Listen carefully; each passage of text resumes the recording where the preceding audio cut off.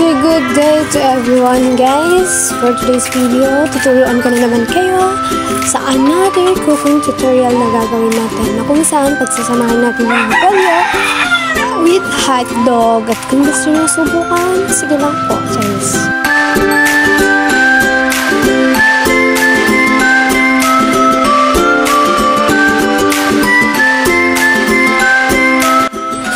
At syempre yung ating gagawin ingredients. Syempre mauna yung mga bawang, sibuyas, kamatis, tomato.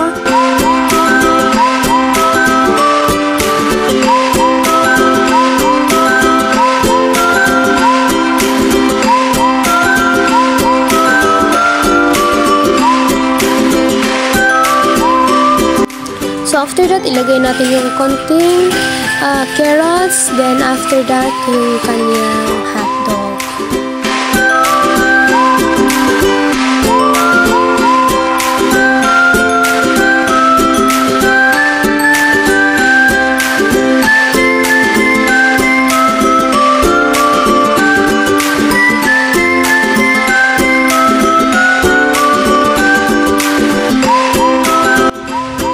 Siyempre, kung okay na po ang lahat, then ilagay na natin yung repolyo para yun yung pangdagdag at pamparami sa ating lulutuin.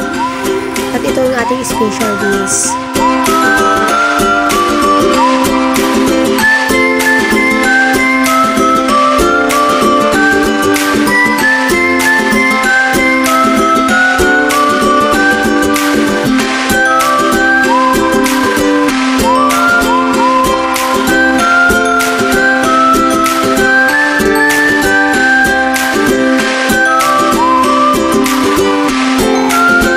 So, ayun lamang po yung ating pinagsama-sama upang gumawa ng panibagong dish sa pagluluto ng repolyo with hotdog.